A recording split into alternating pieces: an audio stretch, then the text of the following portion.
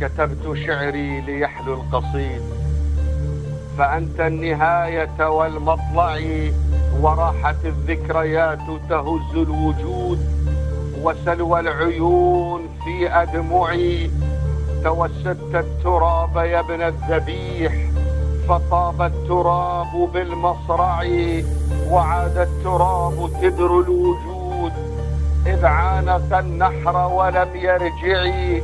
وقرحت جفني بكاء عليك، فصار البكاء لي مطمعي. وهامت بك الروح نحو الخلود، وأنا إليك من البنين لأطوع. ذكراك لا تنفك عني برهة، فهي الأنيس لوحشتي في مضجعي. والكون فيك ذاهلا ومتيم، والأرض عادت بعد قتلك بلقعي. والنجم في أفق السماء كئيبة، فكأنها محمولة في زعزعي. حيث الحسين على الثرى مترملا، بدم الشهادة ريحه يتضوعي. يرضيك أن آل البغية ترتقي، جسد الحسين وفيه أحمد مودعي. الترب من جسد الحسين مشعشعا، والترب من أجسادكم متضعضعي. والأرض من أجسادكم لا ترتجي إلا الأسى ومخافة المروع.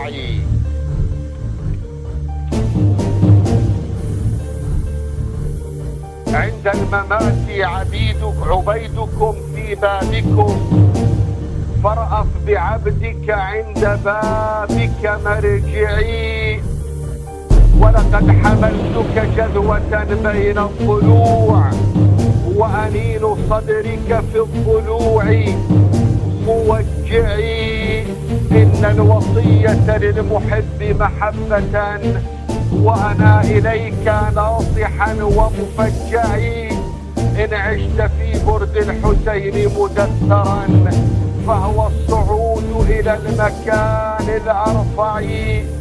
إن البكاء على الحسين مزية للحر إن رام المكان الأوسع. فابكي عليه بكاء عين مسهد، وابكي عليه بكاء من لا يهجعي.